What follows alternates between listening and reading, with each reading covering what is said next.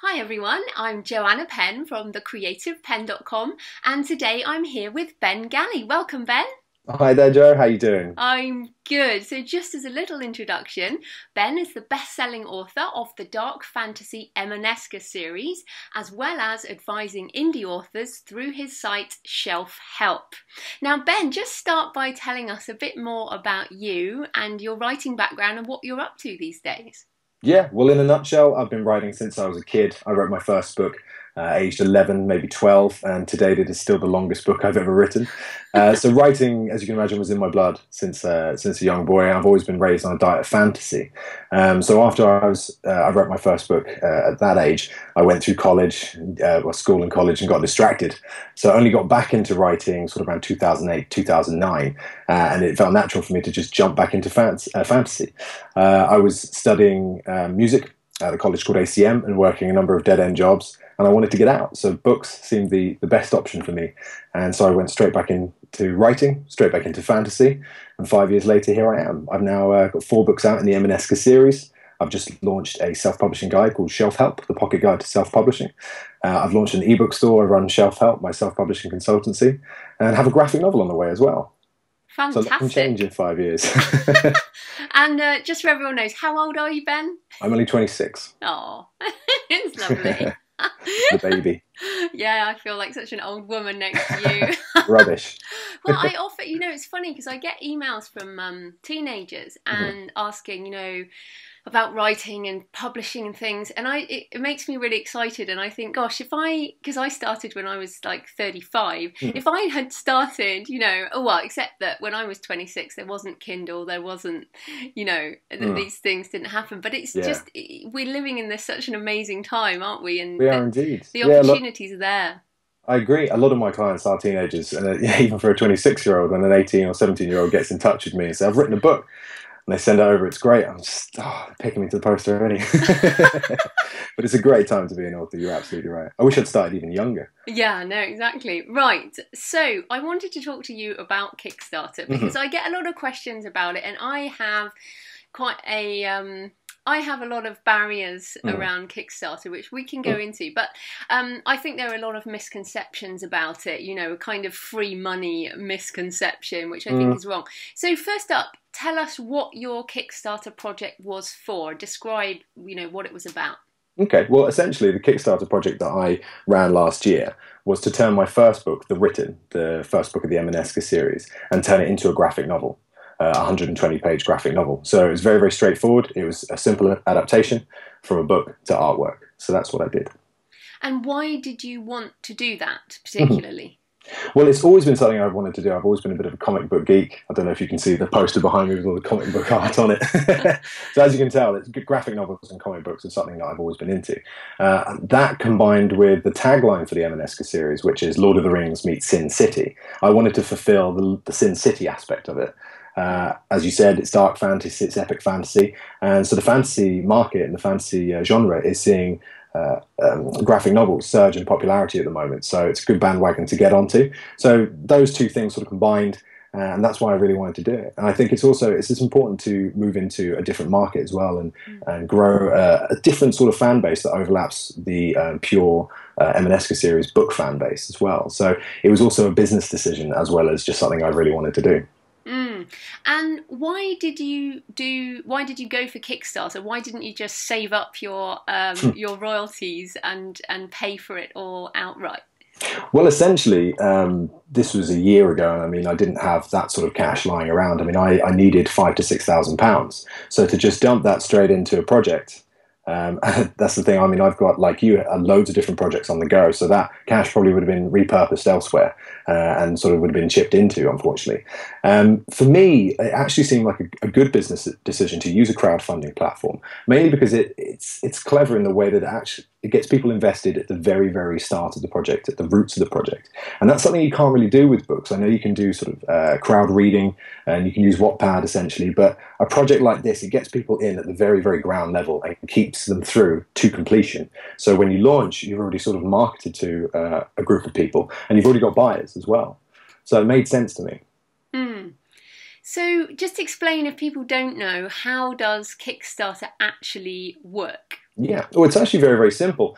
What you do is you basically come up with a concept, you log on to the Kickstarter platform, and you set up a project. And this project consists of a time, the amount you want to raise, and also just your description. And you can basically put loads of different media into that. It's advisable to do so, such as videos. For instance, for my graphic novel project, I had a video of myself talking about the graphic novel project and why I wanted to do it. I had an excerpt of the book. I had some artwork that I'd already produced for it. So there's a lot to get your teeth into. So once you build your project and your pitch to your backers, essentially, what happens is it goes live. It goes live for a period of whatever you set. So it can be anything from 20 days to 60 days, that sort of thing. And then people just come along, they browse through Kickstarter, you drive them to the Kickstarter page, and they essentially back your project in return for a reward. And the reward can range from $1, £1 up to, I think I had a 500 and it was $1,000 reward. So there's loads of different reward tiers and backing tiers, so people can choose how they want to support, and in return they get rewards. So one of my rewards for $60 was the chance to actually get your face into the graphic novel, which I thought was, pardon the pun, quite a novel idea. So essentially it's all about using the rewards to not convince, but encourage people to invest in you and hopefully reach your goal. And mine was 5,000. I hit 5,600 at the end of 50 days, which I was really chuffed with.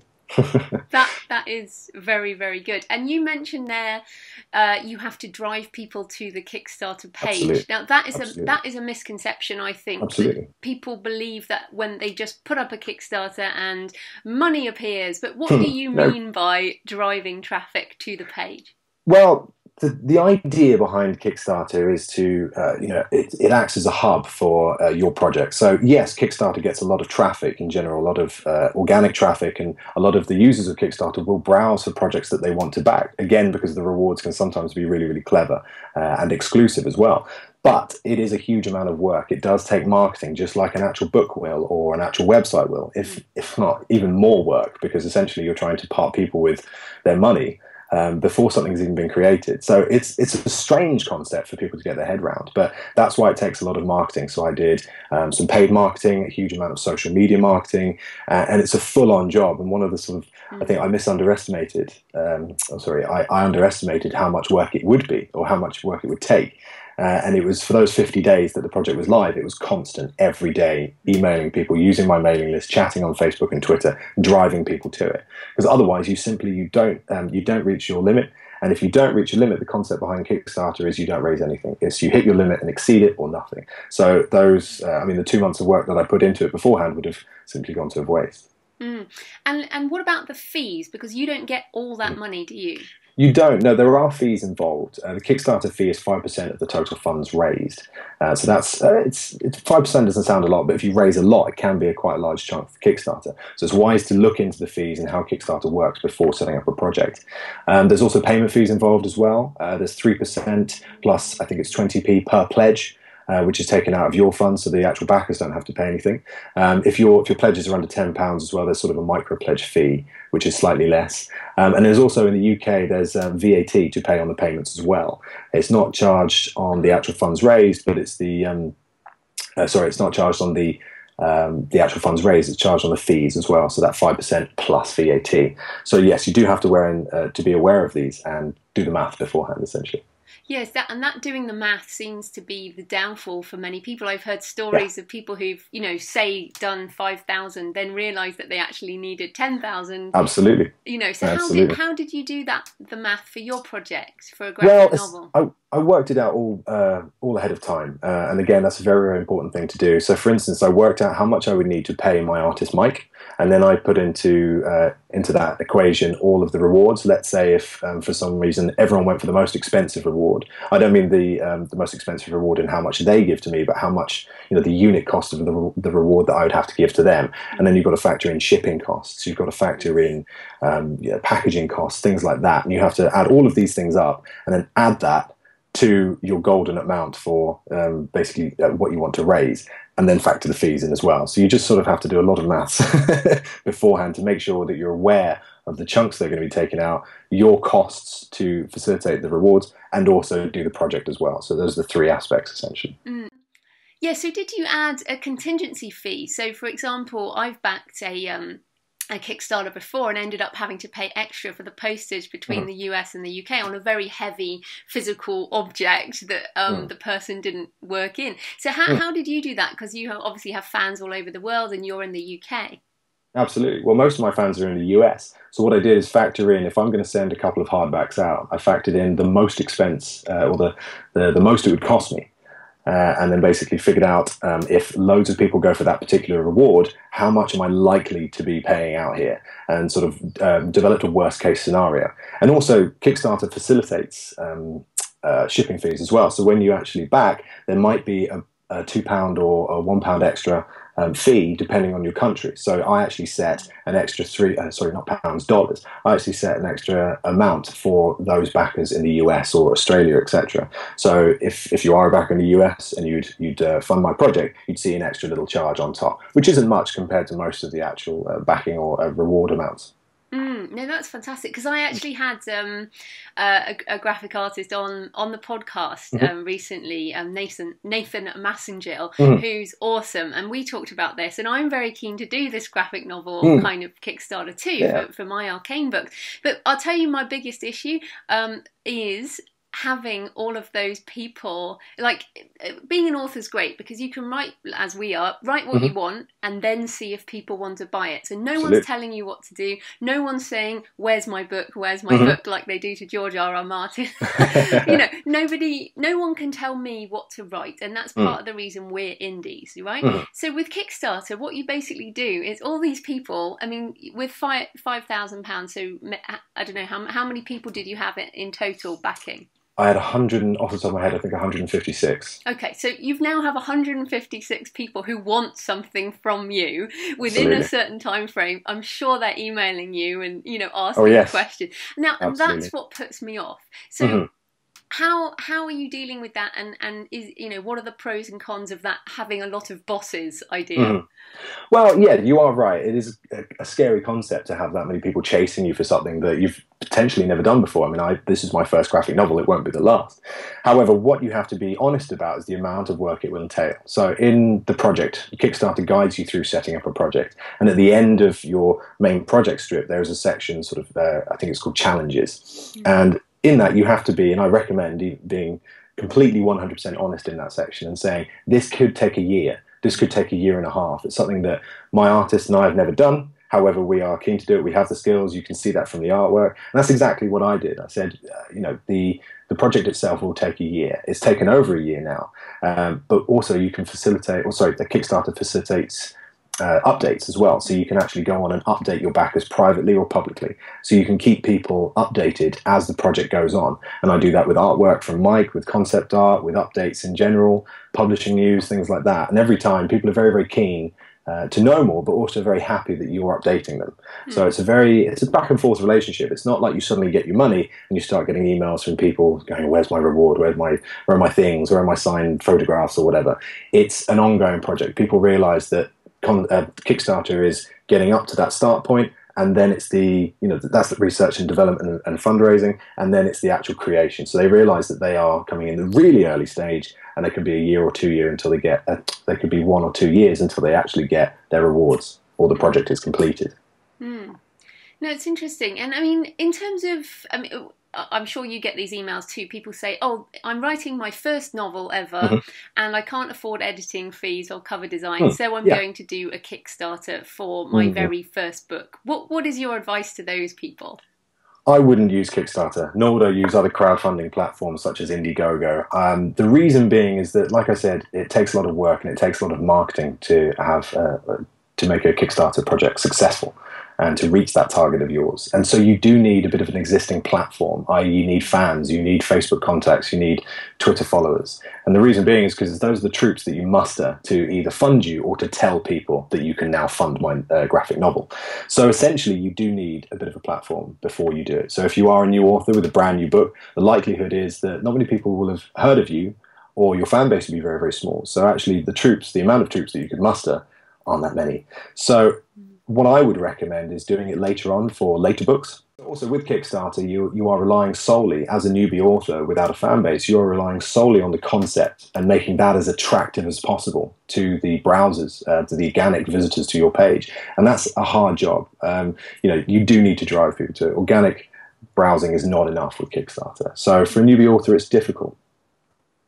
Yeah, I think so. And I think about what I've funded on Kickstarter. So I've recently funded the Morbid Anatomy Museum in New York, which is, an awesome project, making a museum. I love that. And I funded a font based on Sigmund Freud's handwriting. Oh, brilliant. Which is just a very cool idea. And then I did help with Seth Godin's big project, which he did. He produced a massive hardback book, wow. really, really huge. Yeah. And, I was thinking about, so the things that I would pay for on Kickstarter, I'm either a real fan of, or they're kind of quirky, unusual things. Yeah. So, who should, so those are some examples of mine, but in your experience, in your research, what are the types of things that do amazingly well on Kickstarter and what doesn't? Well, essentially, there are plenty of books on Kickstarter as well. So it's not just the fact that you, as a new author, you might not have the fan base or be prepared for the workload, etc. Essentially, the concept needs to be very, very strong. And that's why I mentioned if it's a brand new concept, a brand new book for an unproven author, it might be difficult to get people to invest. So essentially, a concept, like you said, could be quirky. It needs to be interesting. It needs to be shareable as well. It needs to be engaging and something that someone feels compelled to support. So for mine was an adaptation from a successful novel. So yes, I use my fans, but the concept is pretty strong because, this novel, I'm saying to people who haven't even heard of me before, this novel sold very, very well. It's now being turned into a graphic novel. If you like graphic novels, here's some artwork. So it's different. It's not a book by an unknown author. And, books essentially are commonplace. There are books all over the place. Everyone can write a book, or everyone seems to be writing a book at least. So for a graphic novel, it's something slightly different, especially as it's a fantasy novel. Fantasy graphic novel, even though they are rising in popularity, a lot of people still haven't seen a fantasy graphic novel. So, again, there was the quirkiness that I had there that really, really helped me. So I think, yes, your concept needs to be different. It can't just be, yes, there have been successful book Kickstarters, but it needs to be slightly outside the box to really get people interested. Yeah, I think so. So some angle of originality, I think, is absolutely important. And yeah, so not just a basic thing around editing. I just don't know why anyone would necessarily pay for editing on a book, with a Kickstarter. Well, I guess a graphic novel might have some editing involved, but It will do, yeah, absolutely. That was part of the cost, but it was mainly for the creation of the art. And Mike's a brilliant artist, and I think his art really, really inspired people to fund it as well. And if you get a chance, if any of you've seen it on Twitter and Facebook, I know, Joe, you've seen a bit of it as well, but the artwork is absolutely great. He's an incredible artist. So I think if I perhaps had a different artist, I might not have been successful. So, that's a very good point. And visual stuff is critical, isn't it? You have to have a really good video. Yeah, Kickstarter Kickstarter really recommends that you use a video. It's something that I wasn't really keen to do because videos can sometimes be a little bit daunting. And back then I wasn't doing as many videos as I do now. But yes, absolutely, you do need to do a video because you need that personal touch with a Kickstarter. Essentially, you're saying, it's the digital version of approaching someone on the street and saying, sorry, have you got a couple of quid for this thing I'm working on? And you have to sort of convince them with that conversation, but it's a very one-way conversation with the Kickstarter project. You basically put your project on the page and you let people browse it, and the people that you drive to have to browse it and go at the end of it, yes, I'll fund this. So absolutely, it has to be as compelling as possible and personal. How did you find how did you find your artist, by the way? That, again, was crowdsourced. As you can tell, I'm a bit of a fan of crowdsourcing and crowdfunding in general, anything crowd. I use a site called peopleperhour.com, which is a very, very good way of finding mainly graphic designers, but again, there are a lot of editors on there, a lot of freelance professionals in general. So what I did is, before I went to Kickstarter, I held a People Per Hour project and basically used that to find a graphic artist. And Mike is a strange character, not personally, but his circumstances are very strange. And the fact that he was born in the West Country, but then decided to go live in China for no apparent reason, without speaking the language, and not even in a big city in a rural part of China. So he sort of came to me via People Per Hour and realised suddenly, even though he had this West Country accent, that we wouldn't be able to work face to face on this. That it was all going to be based in email. But that's the thing: the scope of crowdfunding and sites like People Per Hour, you can find anyone across the world, so you're not limited to your territory at all. And again, it's another one of the beauties behind the digital revolution. So yes, work with a West Country designer in China while raising the money here in the UK. It's great. That is great, and I use People Per Hour as well for different things. I highly recommend, especially authors like us who are entrepreneurs doing all kinds of stuff. We do need to outsource sometimes, and of course, you're a writer, not a graphic artist, so not at all. I can't draw at all. Well, I'm really, it's really. So, just tell us a bit more. Where is the graphic novel right now? Where's the project? Well, there you are. Those are the people chasing you for it. The graphic novel will hopefully be 2 to 3 months away. Again, I'm sort of saying 2 to 3 just to give myself that space. But essentially, the process is ongoing. We are at the stage now where we're sort of 90 to 95% finished with the artwork. It's been a long planning process. And of course, the actual production of the artwork from Mike takes a long time. He does a lot of work regarding actually painting the pages before digitally designing them as well. So he's a very true artist. So for us at the moment, it's getting towards the last few pages. I think we have about 6 left to create. And then it's the coloration, the tweaking, it's the editing, like you said, and it's also the basically combining these pages into a book file and then publishing it. So that's going to take about a month or 2 as well. But essentially, we're really, really close. It's been a great process, and I can't wait to get it finished. I can't wait to get it out there for me and the backers. No, that is exciting. So what have you actually learned from the process of doing the Kickstarter? As in, if you're going to do it again, what would you do differently, or what are any mistakes? That's a good question. I would allocate more time to it. As I said, I think the amount of time that it took from me, I underestimated. Mainly because, like I said, there's a lot of marketing, there's a lot of emailing to do. So I would allocate more time to it. I wouldn't necessarily make the project longer because there's a certain aspect with Kickstarter where projects with long timetables can actually sort of get lost in the mix and the interest dies away. And there's also that sort of urgency with shorter projects with shorter timescales. So I wouldn't change that aspect, but I would give myself more time to market. I would do a lot of marketing ahead of time as well, create a bit more buzz around the project.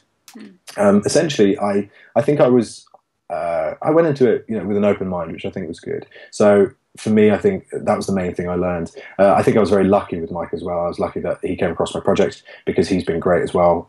After the Kickstarter project itself, once we were successfully funded, he's been a great person to work with. So I think a lesson that I would share with you is that you do need to find that right person to work with. If you aren't a graphic artist yourself, that is. If you are working with a freelancer and a professional, you need to find the right one, someone who's suited my style, someone who is you can work with worlds apart, over Skype and over email very easily. You can understand your feedback essentially as well. So that's a key point to take away.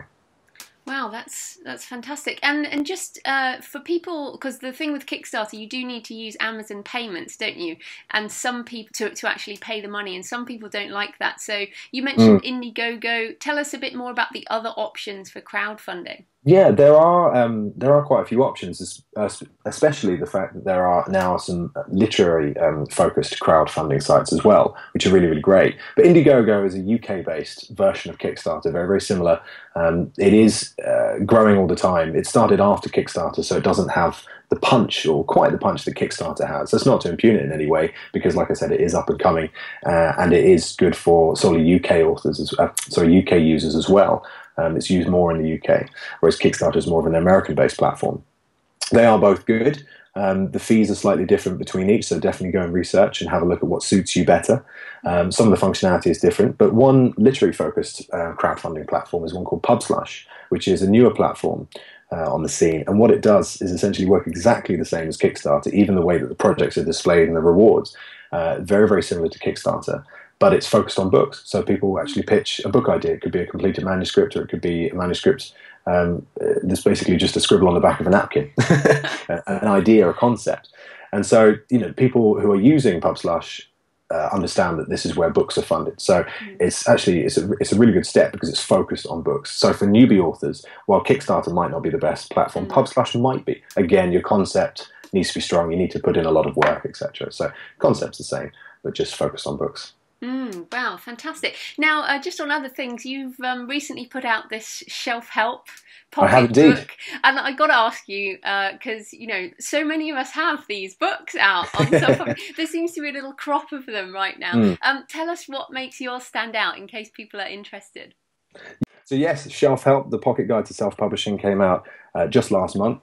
What stands out about it for me is it's designed to be a one-stop shop. It's an end-to-end guide from, as I say, manuscript to royalty check. So it's designed for brand new authors primarily. It's designed to give you an introduction to the industry as well as the concept of self-publishing. And not just any type of self-publishing. I'm a DIY self-publisher, which means I take all control into my hands. I am an entrepreneur, and essentially it's what I believe is the best and most beneficial way of self-publishing, like I said, because it gives you all the power, it gives you maximum royalties, and you are free to do Kickstarter projects and basically be the master of your own destiny.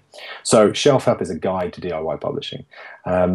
It does have something for everyone. It covers a huge amount of aspects from what I call the polishing process, the publishing process, and also then the promotion process as well. So basically polishing a manuscript into a professional product, then actually the act of publishing an ebook and paperback, and then selling it as well. So like I said, end-to-end solution almost. Fantastic. So you're a busy man. I am indeed. Yeah, it never stops. So tell people where they can find you and your books online. Well, you can find me at www.bengalley.com. That's Galley. Or you can find me on Twitter at Ben Galley. You can find me on Facebook at /Ben Galley author, and all my books are regularly talked about on my website, Twitter and Facebook. Fantastic. Thanks for your time, Ben. Thank you, Jo. Cheers.